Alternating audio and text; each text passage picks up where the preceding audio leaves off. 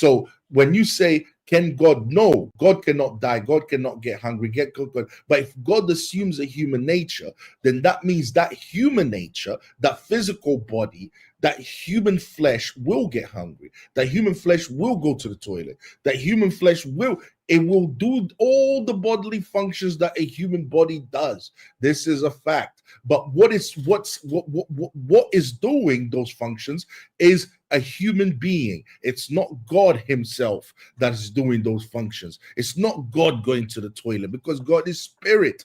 So what is happening is the bodily functions that you're talking about, that's being done by a human being because God decided to become incarnate. He decided to take upon himself a human nature, a human body. That's what I'm talking about. But the idea that God cannot become a human being, and the idea that, and like you said, because you don't think is befitting to God. First of all, what you're doing is you're assuming what God thinks is befitting to him or not befitting to him. That's the first thing that that's the first assumption that you're making, which I don't think any human being can and should make that assumption. And for you to say, because it's not befitting to him, then therefore God cannot do this, that is literally putting yourself as a human being in the position of God and say what God can or can't do. And when you start doing that, you become God.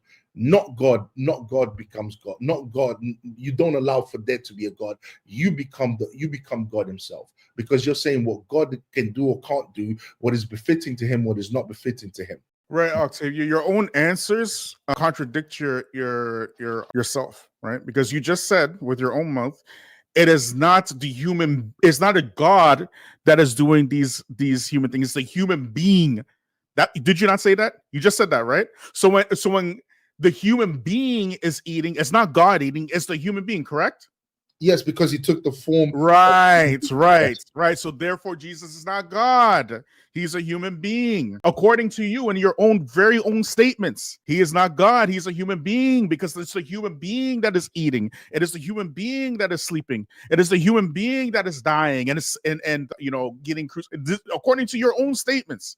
It's not God, and it's not me making the assumption now. So even in your very own nature can recognize that there's a very clear contradiction here. But what is happening is the dogma is trying to mesh the two together, because you grew up believing that Jesus is God, right? And so you have an image in your mind of what God actually is, and then you have an image in your mind of what a human being actually is, and you're trying to force them psychologically together, and it's just not meshing together.